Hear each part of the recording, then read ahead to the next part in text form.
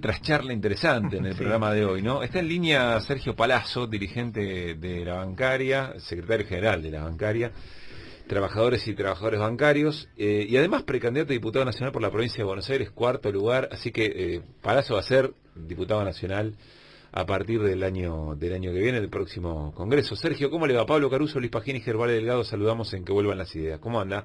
¿Qué tal? Un gusto saludarlos, gracias por la nota y un saludo a todos los oyentes. Para nosotros también, Sergio, muchas preguntas tenemos para hacerle y usted siempre contesta con lo genuino, así que me parece que la charla va a estar bien. Va a estar buena. ¿Cuál va a ser? Sí, además viene charlando, venimos recogiendo lo que anda conversando en otros medios, así que va a estar bien.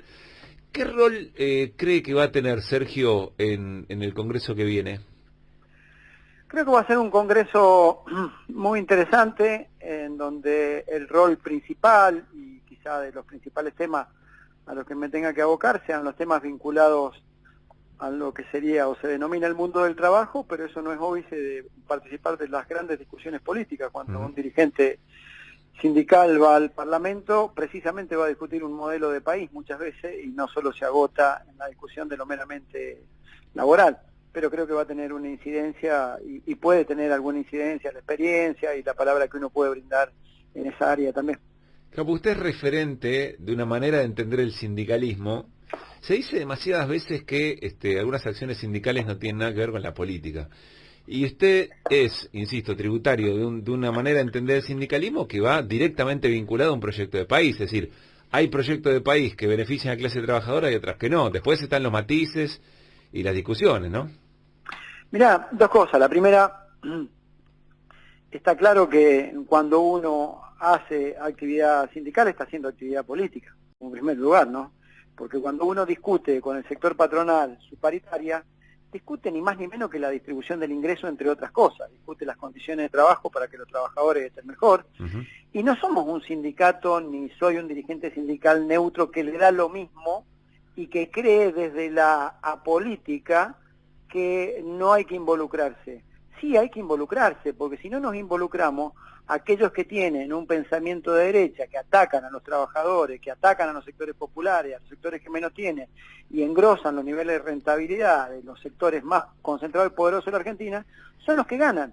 Entonces cuando uno no participa y no lo hace pública esa expresión de que está participando en política también, es un grave error. Por lo menos para mí lo entiendo así, y por eso siempre he tenido la franqueza, la transparencia y ser directo cuando digo, yo hago dirigencia sindical, en mi sindicato los afiliados los defiendo, creo, y junto con el conjunto de compañeros con el que integramos la conducción de la bancaria, acertadamente, porque tienen buenos salarios, buenas condiciones, quizás mejores que otros trabajadores, y también tenemos posición política. No es lo mismo tener posición política que ser neutros en esto. La neutralidad sirve para que aquellos que hablan de la antipolítica sean los que ganen y sean los que luego imponen condiciones. Personalmente, más allá de cualquier diferencia, Sergio, que podamos tener en la mirada de las cosas, a mí me regocija, ¿no? Este concepto de lo sindical, porque se dice muy fácilmente, yo no hago política, yo defiendo los intereses de tal o cual trabajador o trabajadora. ¿Cuál fue, Sergio, el último secretario? Pero discúlpame, pero sí. ahí yo pongo por ahí, discúlpame que te interrumpa y que entre en un diálogo, pero ahí yo le preguntaría al compañero que dice eso, ¿y de qué te sirve esa discusión si luego el país es un desastre por las políticas que se ejecutan y vos vas a terminar discutiendo otras cosas por producto del país que se está gestando cuando los gobiernos son de derecha? Claro, ¿no? claro.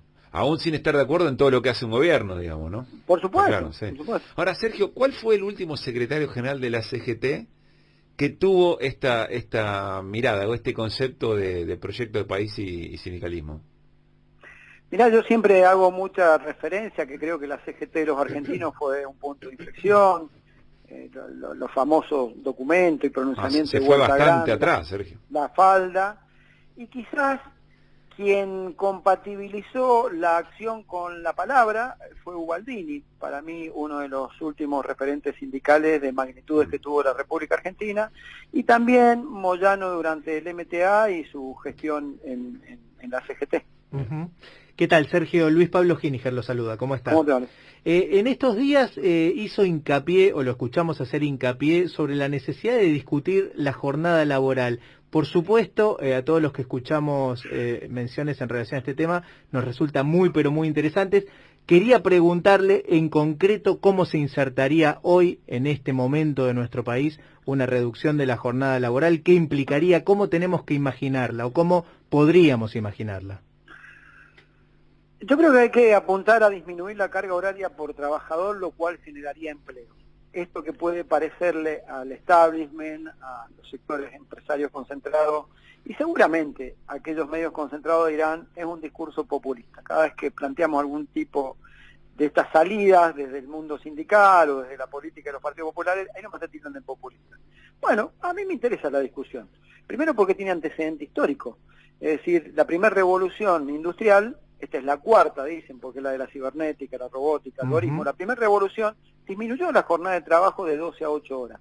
Fue como consecuencia de decir, bueno, viene el motor a vapor, va a haber menos gente trabajando. La discusión es qué haces con la gente que queda afuera. Si vivís en un mundo capitalista que vive del consumo y vos expulsás mano de obra por el avance tecnológico, el avance que tienen las comunidades, bueno, esa gente que queda afuera no te consume, esa gente te genera un costo social para aquellos gobiernos de derecha que denominan costo social a la asistencia social. Entonces, la primera fue, hay que bajar la jornada de trabajo, entonces quiere decir que tenés un antecedente histórico. La segunda tiene que ver con que el impacto del avance tecnológico dimensionado sobremanera por la pandemia, lo que hace es mejorar la productividad por trabajador, y siempre doy el mismo ejemplo de mi actividad. Un trabajador bancario entre el 2000 y 2005, en ese lustro, administraba 300 cuentas de depósito. En la actualidad administra 1068. Quiere decir que se triplicó el nivel de productividad por trabajador. Vos mantenés salarios y mantenés cantidad de trabajadores, pero el nivel de renta al que llevaste al sector patronal fue 3 veces mayor tu productividad. Claro. Lo que nosotros decimos es que se formó como un ángulo de 45 grados, en una línea recta te queda tu salario y la cantidad de trabajadores, y eso se empezó a agrandar a un ángulo de 45 grados, que es triplicaste la rentabilidad. ¿Qué es lo que pretende el sector empresario? Asusando a los trabajadores con miedo, que el impacto tecnológico de esta cuarta revolución te va a dejar sin empleo, tenés que disminuir condiciones de trabajo, es decir, quieren llevar el ángulo a 90, nosotros decimos de 45, el ángulo a 33, disminuyendo la cantidad de horas de trabajo. Y así como pasa en bancaria, debe pasar en otras actividades donde la robótica se ha impuesto. Lo tercero es que mejora el consumo, y esto hay estadísticas y que pueden buscarlas. Es decir, un trabajador que tiene un día menos en la semana o que acumula horas menos, quizá ese tiempo libre, y si tiene alguna capacidad posible, lo termine disfrutando con su familia en un cine, y está consumiendo en la industria de entretenimiento. Quizás si es un día, pueda tomarse un fin de semana, si tiene alguna capacidad de ahorro salarial, para irse 3 días cerca de su casa a algún tipo de esparcimiento. Entonces también tiene una mejora en ese sentido. Y lo otro es aquellos sectores del establishment que seguramente nos van a plantear el populismo, lo que tienen que entender es que no es una discusión de Argentina. Esto está pasando en los países donde ellos se referencian vinculados a Europa, por ejemplo. Ahora, es decir, sí. Claro, cuando uno mira países europeos, tenés países que están discutiendo la jornada de 4 horas como España, la mayoría de los países tienen menos de 48 horas que hay en la Argentina, Islandia ha formalizado su jornada de 4 días. Sí, Francia además, también entiendo, ¿no? Que avanzó. Claro, y además tenés en América Latina, si querés bucearlo, te vas a encontrar que Argentina, Uruguay, Perú, Colombia y creo que Colombia y me parece que Paraguay, no me acuerdo cuál es el otro, son los únicos que tienen 48 horas, el resto de los países tiene menos. Entonces no es una discusión que demos alocadamente desde un concepto populista. Ahora, tiene Sergio, un fundamento histórico de productividad y tiene un fundamento de lo que pasa en el mundo. Imaginando, como usted acaba de ejemplificar también, que seguramente desde el establishment o del sector del empresariado haya una oposición a este tipo de planteos, sobre todo a la de mantener el mismo salario por una cantidad menor de horas trabajadas. ¿Por dónde se empieza? ¿Se puede empezar por el Estado, dando el ejemplo en este sentido? Bueno, es lo que hizo Islandia, por ejemplo, para disminuir a 4 horas, a 4 días en la semana, empezó por el Estado y luego lo amplía al sector privado. Creo que el Estado tiene que ser un actor protagónico importante en esta discusión. ¿Y ve disposición de parte del gobierno o de los distintos gobiernos de los distintos estados? Mira, yo voy con mucho entusiasmo al Congreso sobre la base de la buena predisposición que veo cuando escucho a un presidente como Alberto Fernández decir que las sociedades que crecen son las que generan derecho. Bueno, esta es una generación de derecho que vamos a ir a impulsar en el Congreso. Así que yo veo que hay una decisión política de generación de derechos, veo que están dadas las circunstancias históricas de productividad y de lo que pasa en el mundo como para llevar adelante esta propuesta. A ver, Sergio, estamos charlando con Sergio Palazzo, precandidato cuarto en la lista del Frente de Todos en la provincia de Buenos Aires, va a ser diputado nacional muy pronto. Yo tomo de lo de la reducción de la jornada laboral, la discusión, usted la menciona en el segundo lugar, es la discusión por los márgenes de renta razonable que tiene el capital económico. Esta es la discusión. Pregunta, porque el gobierno chocó contra esto. Yo no tengo dudas que el gobierno entiende que efectivamente la gente tiene que tener más plata en el bolsillo como motor de la economía, y también esto se ve en la predisposición para habilitar las paritarias más del 40-45% en algún caso. Ahora, el tema precios, invitó al sector económico a sentarse, le explicó, le dijo, mostrame la estructura de costo, se levantaron y se fueron de esa mesa. ¿Qué balance hace de cómo el gobierno intentó meterse en la discusión por la renta del poder económico? Yo creo que hay que trabajar más firmemente en eso. No sé todavía si eso es a través de una ley, se discutirá, o si es a través del Poder Ejecutivo. Pero ¿qué significa más fuerte? Con mayores controles y con mayor poder sancionatorio. Yo te doy un ejemplo. Sí. En el mes de abril, por ejemplo, el tipo de cambio creció 1.9. Los salarios hasta ahí estaban en el orden del 29% anual, lo cual te daba promedio 2,4. No había habido incremento de tarifas.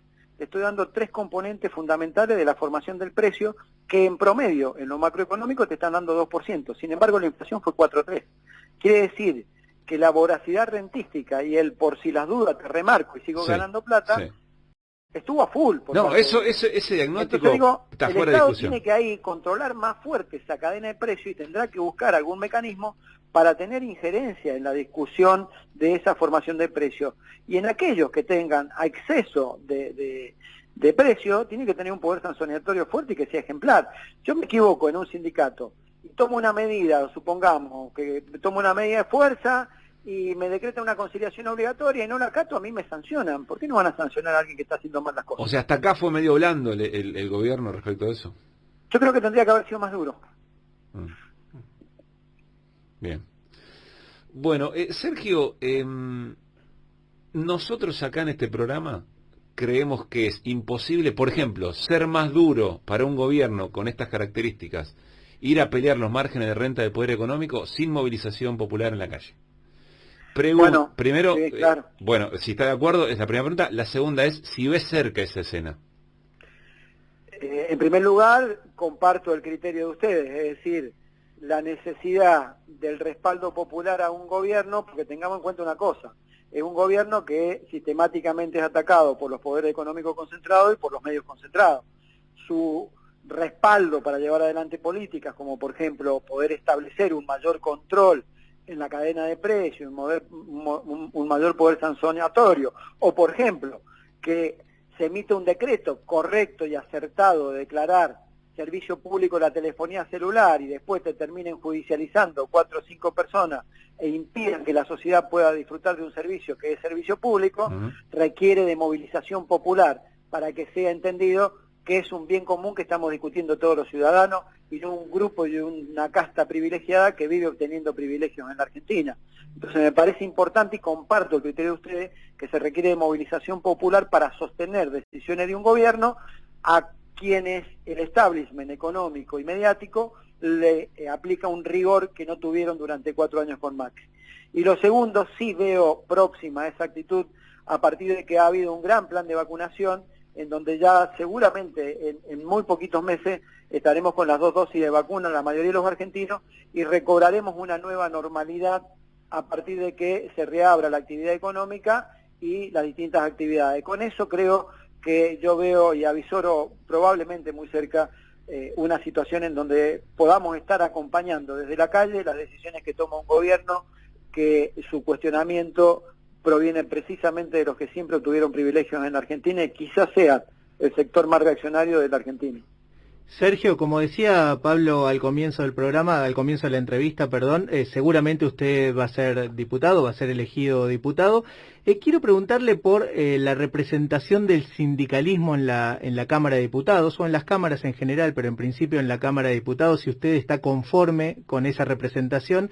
Y por otro lado, vinculado a lo que charlábamos, preguntarle si no le parece que tendría que haber también una mayor representación de los movimientos sociales.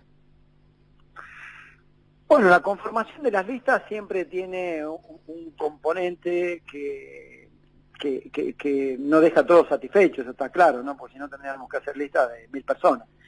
Sí creo que es una representación sindical fuerte nosotros en el Frente de Todo en la provincia de Buenos Aires. Si bien, como vos decís, yo voy en cuarto lugar, también está la compañera Vanessa Sile, y está el compañero Hugo Yasky, y está el compañero Walter Correa. La mayoría en lugares entrables, y si no, muy expectantes si alguno no estuviera en un lugar decididamente entrable. A eso le tenés que agregar que en elecciones anteriores ya ha habido participación, y hasta hay un bloque sindical que logró, entre otras cosas, hacer sancionar una ley de teletrabajo en la Argentina, que fue un hecho muy importante durante la pandemia. Así que creo que sí hay una representación sindical importante hoy en el Parlamento argentino, y bueno, también hay representación de los movimientos sociales, pero no tendría mayores detalles de qué cantidad hay de compañeros de los movimientos sociales. Sí te puedo dar las que te di del movimiento obrero.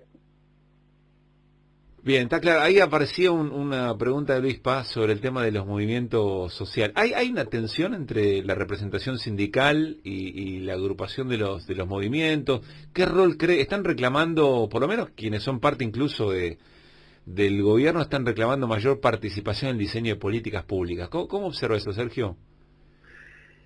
Creo que los movimientos sociales tienen una presencia muy fuerte dentro del gabinete, tienen varios funcionarios vinculados en el área de desarrollo social, en la propia jefatura de gabinete. Creo que está el Chino Navarro ahí, está Pérsico, hay varios compañeros de los movimientos sociales en el área de desarrollo social. Quiere decir que hay una discusión que se está dando desde adentro, me parece que hay una representación muy fuerte. Por ejemplo, quizá los dirigentes sindicales tenemos más representación parlamentaria y menos representación en el Ejecutivo, y quizá ellos tengan mayor representación en el Ejecutivo y menor en la parlamentaria. Pero me parece que son complementos. Cuando uno pertenece a un mismo espacio político, está la amplitud de ser funcionario del Estado para generar política, y está la amplitud de ser congresista para poder sancionar leyes. Yo no veo que haya una deficiencia ahí. Siempre es bueno discutir y profundizar las políticas, pero no veo que haya una deficiencia por parte del gobierno en ese sentido. Bien, bueno, última, Sergio, estamos charlando con Sergio Palazzo, gracias por el tiempo. No, por favor, usted. ¿Tiene ganas, voluntad política de ser en algún momento secretario general de la CGT? Cualquier respuesta que yo dé puede resultar imprudente cuando lo que reclamo es la unidad de la CGT. Así que yo preferiría hablar de la unidad de la CGT y de que todos los sectores o la mayor cantidad posible esté representada. ¿Qué tan cerca está la unidad de la CGT? Cuando ponemos nombres propios y hablamos de unidad, puede resultar problemático para lograr esa unidad. Yo lo que digo es, tenemos que lograr una unidad, y la unidad no tiene que ser detrás de nombres propios de la rosca, sino que tiene que ser detrás de un programa, que tiene que ser... Lo que hablábamos antes, digamos. Claro. Por eso, cuando me hiciste la pregunta, hablé de la CGT de los argentinos, de Huerta Grande, de los 26 puntos de Ubaldini. Creo que cuando uno impone un programa, no es que el gobierno que venga te va a tomar todo el programa, pero hasta es más fácil definir por qué se apoya a un partido político o a un gobierno, y es porque expresa la mayor parte de ese programa. Porque si no, queda como una cuestión de cuántos más congresales tengo para levantar la mano en un congreso y ungir a alguien, que puede tener todas las aptitudes y capacidades, pero que si tiene un programa atrás seguramente le va a servir mucho más al movimiento obrero que no teniéndolo. ¿Cuánto gritó el gol de Romero el domingo? Todavía estoy afónico gritando el gol de Romero. Muy bien. Está muy Siguen bien. siendo 23 clásicos, eso es lo importante. Qué fuerte, tiene el dato ahí a flor de piel. Muy bien. Bueno, Sergio, le agradecemos mucho la charla. No, muchísimas gracias a usted, un saludo a toda la audiencia, y la verdad que felicitaciones por el programa. Siempre nos dan la oportunidad de hablar y expresarnos muy libremente. Gracias, Sergio, un abrazo grande.